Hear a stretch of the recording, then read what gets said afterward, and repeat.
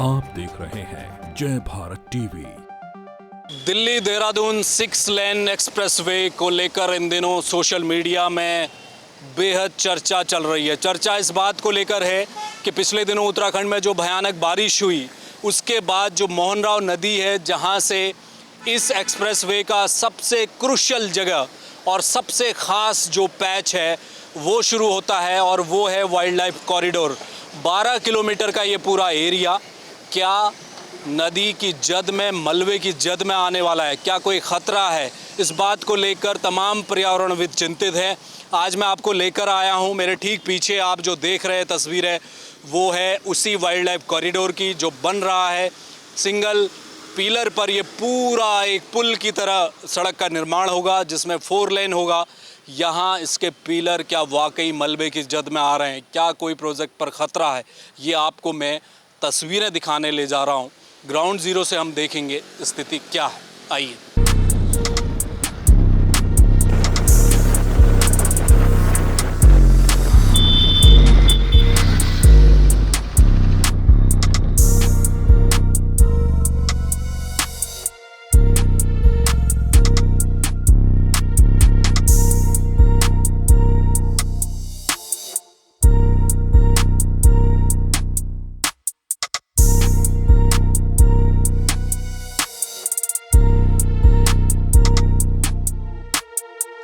इस वक्त में दिल्ली देहरादून का जो हाईवे बन रहा है उसमें जो सबसे इम्पोर्टेंट है, यानी कि एशिया का सबसे बड़ा जो वाइल्ड लाइफ कॉरिडोर बनना है, वहाँ पर खड़ा हूँ। तकरीबन ये बनने को अब तैयार है, चूँकि ये कहा गया है कि लोकसभा चुनाव से पहले पहले केंद्र सरकार का ये ड्रीम प्रोजेक्ट है, प्रधानमंत्री नरेंद्र मोदी का भी ड्रीम प्रोजेक्ट है, और नितिन गडकरी जो परिवहन मंत्री हैं वो तो लगातार इस पर बने हुए हैं और जल्द से जल्द इसका काम पूरा होना चाहिए, इस तरह के उनके इंस्ट्रक्शन भी हैं। मोहन राव नदी का ये बेड है, आप देखिए इसके ठीक ऊपर ये जो कॉरिडोर बनना है, ये इसलिए यहाँ पर बनाया गया क्योंकि ये तमाम जो पूरा इलाका है वो फॉरेस्ट का इलाका है और जंगली जानवर यहाँ से हमेशा उनका बाईपास ये रहा है। तो कोशिश ये की गई थी कि उन्हें दिक्कत ना हो, इसलिए अगर आप स्ट्रक्चर को देखेंगे तो ये सिंगल पिलर का स्ट्रक्चर है और इसमें केवल एक पिलर है, और उस पर आप देखेंगे कि जो रोड होगी जो ऊपर से निकलेगी वो इस सिंगल पिलर पर जाएगी। ये इसलिए बनाया कि ये जो पूरा इलाका है फ्रेजल इलाका है, रिवर बेड है, और इस रिवर बेड के अंदर इस पूरे इको सेंसिटिव जोन में, जो कि एक फॉरेस्ट का इलाका है, फ्रेजल इलाका है, वहाँ पर ज़्यादा कंक्रीट का यूज ना हो, कम से कम हो, इसलिए कहा गया कि सिंगल पिलर यहाँ यूज किए जाएंगे। लेकिन इस बीच जो लगातार बारिश हो रही है, उस बारिश की वजह से क्या आने वाले समय में कोई दिक्कत है, इसको लेकर भी सवाल खड़े हो रहे थे।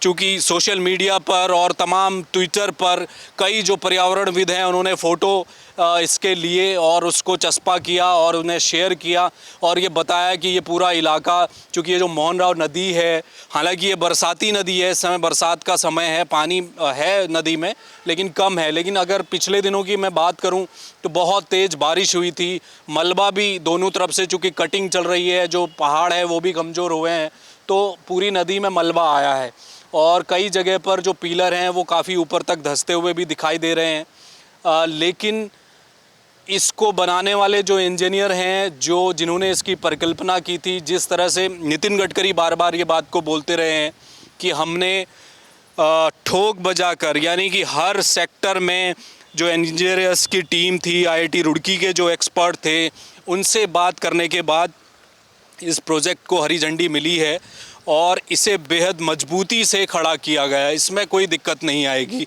लेकिन सबसे बड़ा सवाल ये था कि क्या बरसात के समय में, अगर ये बरसाती नदी भी है, अगर बरसात के समय में जिस तरह से इस बार बारिश हुई है उत्तराखंड और हिमाचल में, ये बारिश अगर दोबारा होगी तो क्या कोई दिक्कत आने वाली है? क्या ये रिवर बेड, क्या इन जो खड़े पिलर हैं इनको कोई दिक्कत तो नहीं करेगा? क्या जो बड़े मलबा बोल्डर अगर आएगा नदी में पानी के साथ, क्या इनको कोई इफ़ेक्ट होने वाला है? तो ग्राउंड ज़ीरो पर जो तस्वीर हमें दिख रही है आप देखिए कि तकरीबन 7 से 8 मीटर की हाइट है इन पिलर्स की। नीचे मलबा आया है अभी, और कुछ हद तक जो पिलर हैं उनको इस जगह पर जहां इस वक्त मैं खड़ा हूं, एक साइट है ये पूरे कॉरिडोर, वाइल्ड लाइफ कॉरिडोर की, वहां पर आप देखिए कि मलबे में काफ़ी हद तक ऊपर तक मलबा जो है वो पिलर को अपनी जद में लिया है। वहीं दूसरी तरफ का नज़ारा भी मैं आपको दिखाऊंगा, और वहाँ चूँकि ये जो पूरा एक ऊपर से कॉरिडोर बन रहा है, इन पिलर्स के ऊपर से जब रोड बनेगी, जिस तरह से यहाँ पर काम चल रहा है, तो उसके जो पिलर के जो साइड हैं, यानी कि सिंगल पिलर पर जो पूरा एक स्लैब बन रहा है, जिस स्लैब पर पूरी सड़क टिकी होगी, उस स्लैब का दूसरा मुहाना आप देखेंगे कि उस तरफ से यहाँ जो बनाया गया था वो आप देखेंगे दूसरी तरफ से मलबा आने के बाद आपको आधा पटा हुआ दिखाई दे रहा है।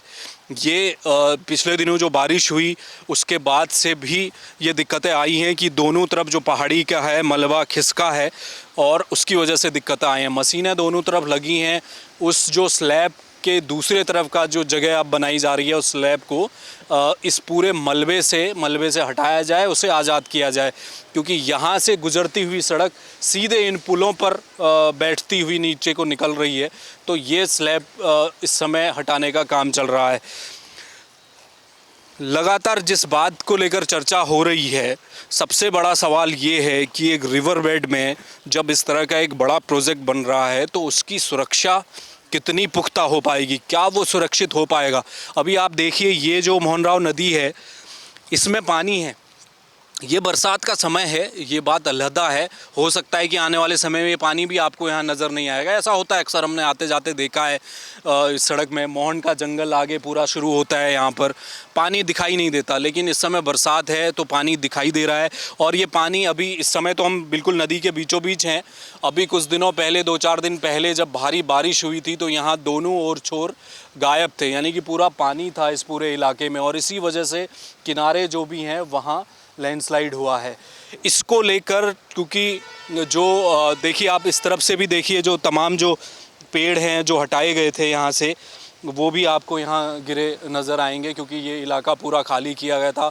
हज़ारों की तादाद में पेड़ कटे थे इस प्रोजेक्ट में, और उसको लेकर विरोध भी लोगों ने किया था कि इस प्रोजेक्ट को लेकर शुरुआत से थोड़ा सा दिल्ली देहरादून जो एक्सप्रेसवे है उसको बनने को लेकर लोगों में उत्साह तो था कि दिल्ली से देहरादून की दूरी घट जाएगी, 2.5 घंटे में आप दिल्ली से चलिए और देहरादून पहुंच जाइए, सहारनपुर तक। ये एक्चुअली ये सरकार, केंद्र सरकार का जो महत्वाकांक्षी प्रोजेक्ट है, हम इसलिए कह रहे हैं कि आप नदी में भी चला ले रहे हैं।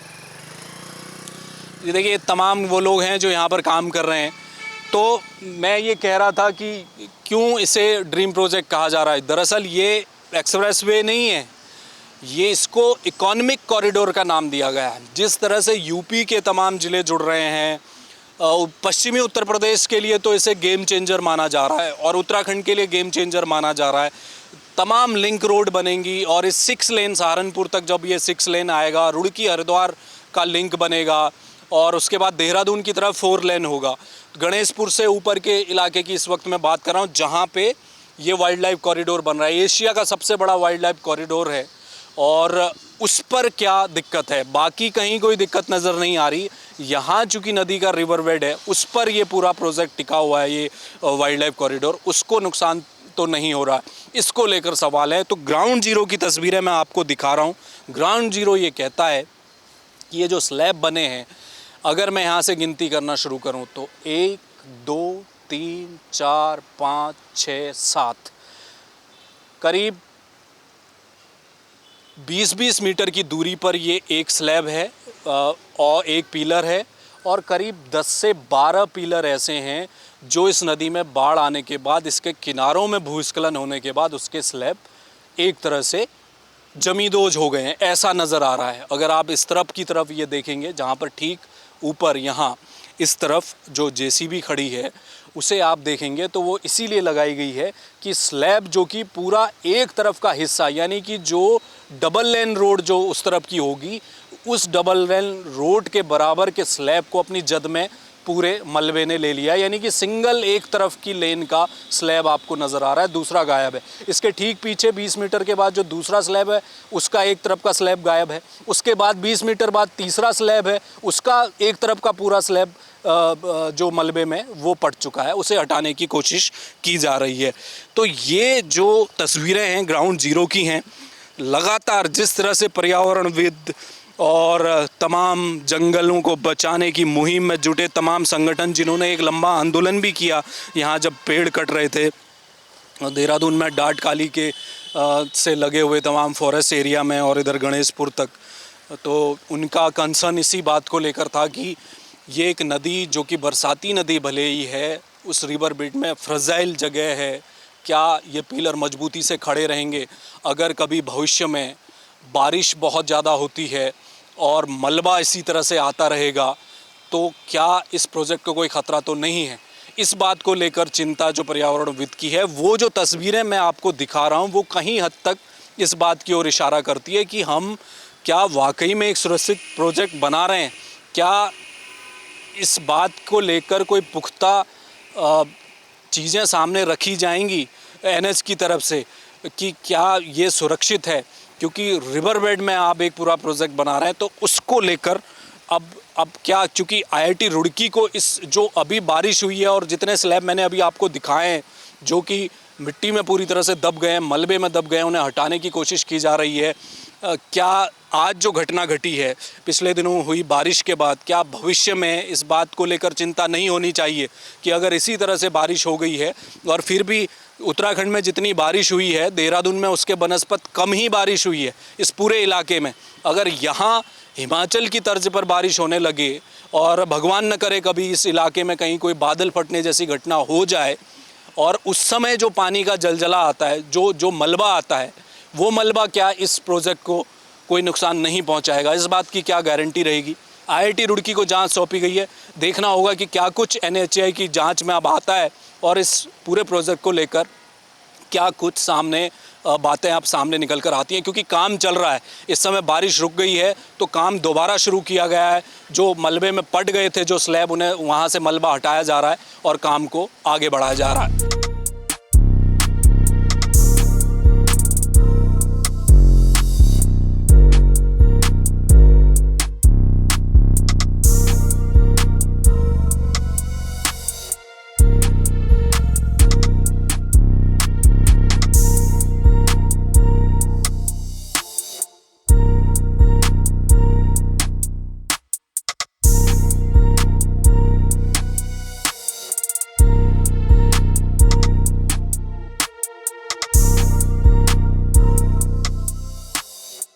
दिल्ली देहरादून एक्सप्रेसवे के वाइल्ड लाइफ कॉरिडोर को मैं आपको दिखा रहा हूं। तो एक साइट पर मैं इस वक्त हूं, यहां पर एक पुल का निर्माण होना है। यहां भी आप देखेंगे कि एक नदी जो है ऊपर से वो बरसाती नदी आ रही है, जो इस नदी में यहाँ मिलती है, फिर इधर से एक पुरानी सड़क का जो पुल है वो गुजरता है और आगे जाके ये नदी वहीं पर मिलती है जहाँ इससे पहले मैं आपको तस्वीरें दिखा रहा था। तो एक तरह से छोटी छोटी नदियों का जाल है और ये बरसाती नदियां हैं, लेकिन बारिश में मलबा भी साथ में लेकर आती है। तो दिक्कतें क्या आएंगी? जिस तरह से आप यहाँ पर देख रहे हैं कि पुल का एक निर्माण होगा, ये वो जो कॉरिडोर है यहाँ पर आकर इसके ऊपर से गुजरेगा। तो आप इसके जो पिलर देख रहे हैं, इस बात से अंदाज़ा आप लगा सकते हैं कि वो मलबे की और पिलर की स्थिति क्या है, वो कहाँ तक कटिंग चल रही है और बारिश की वजह से मलबा कहाँ तक पहुँचा है। इसके ऊपर एक पुल का फिर निर्माण होगा और वो जो 4 लेन होगा वो इसके ऊपर से गुजरेगा। तो स्थिति ये है। बहरहाल अभी तक, हालांकि आईआईटी रुड़की अब इस पूरे अभी के हालात जो हैं, क्या मलबे की वजह से इस प्रोजेक्ट में यहाँ पर दिक्कत आ रही है, इसको लेकर अपनी स्टडी कर रहा है। उसकी फाइंडिंग जल्द बाहर आएगी और ये भी बताया जा रहा है कि बहुत घबराने की आवश्यकता नहीं है।